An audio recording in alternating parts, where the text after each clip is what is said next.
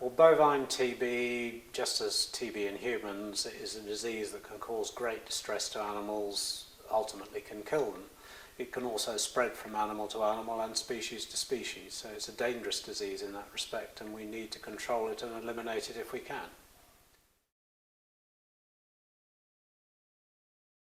Well, it's been in cattle for a long time. It probably moved from human beings way back 2 or 3 centuries ago. But before the war, and particularly after the war, we had a big eradication movement in this country to try and eliminate it from cattle. And that was very nearly achieved, just using the skin test procedure that we still use today. But there were 1 or 2 pockets of the disease that they couldn't clear up in the southwest. And that's when it was found to be in badgers and feeding back into cattle. But it's a disease that from those days in the somewhere in the sort of late 70s, very early 80s, we got down to just 50 or 60 farms that were affected by TB. We've had increased protection of badgers. We've had actually increased cattle measures put on, but they've failed to control the disease because of this constant spillback from the badger population.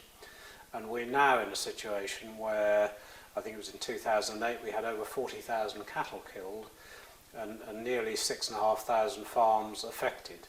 And the majority of those farms are in the west of the country, West Midlands and South West.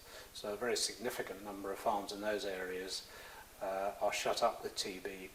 And it is quite a devastating problem for them because the control of the disease means they cannot trade live animals to anybody else. They have to undergo testing of their cattle every 60 days, and it takes a long time to get rid of the disease.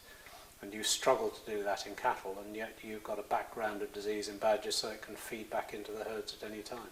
It's costing the taxpayer somewhere around £100 million a year in testing costs and compensation to farmers.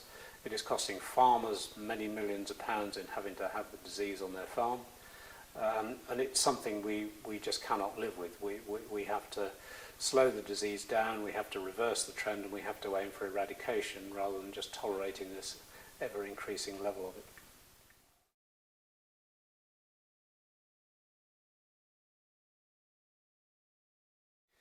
We've experienced, the first experience we had of the disease on our farm was back in 1986. We've had the disease on and off ever since then, and it's got significantly worse since the year 2000. In fact, we've only had 1 year clear of the disease in the last 10. In total, we've lost about 170 cattle off our farm, which is not as many as some people have, but it's probably cost us well over £300,000 in lost profit and costs in trying to deal with it, and it is still a major headache. And in the process of trying to deal with it and bring back in and replace cattle, we've brought in other diseases onto the farm which we never had before, so it is a devastating problem.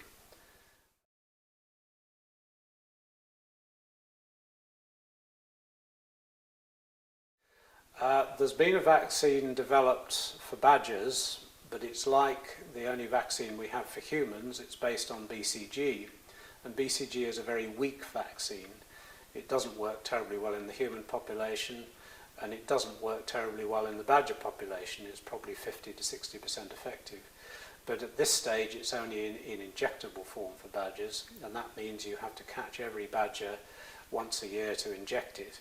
And that is a very difficult process, if not an impossible process. So its success rate as an injectable vaccine for badgers will be very, very low, very slow, very expensive.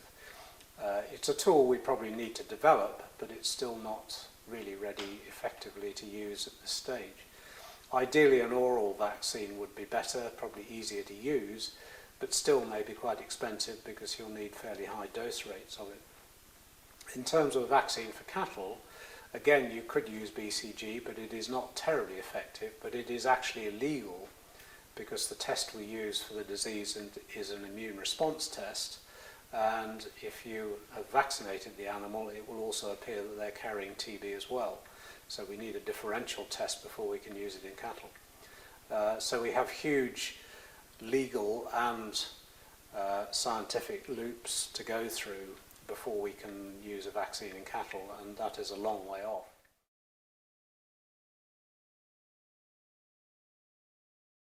Well, it is a very difficult disease, to uncover because the TB test we use is not the best test.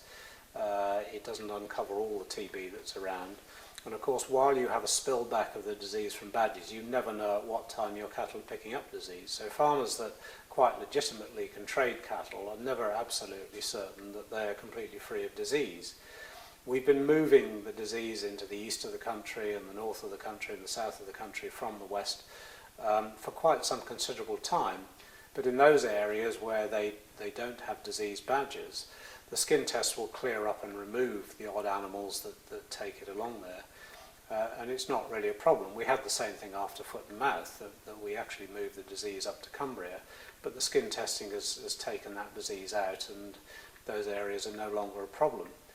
But in the southwest, where our cattle are living alongside diseased badgers, we are getting this constant spillback of the disease and increasing numbers of herds going down every year, and that's really where we have to turn around and do something about it in the badgers before we can have any common sense about trying to control it in cattle.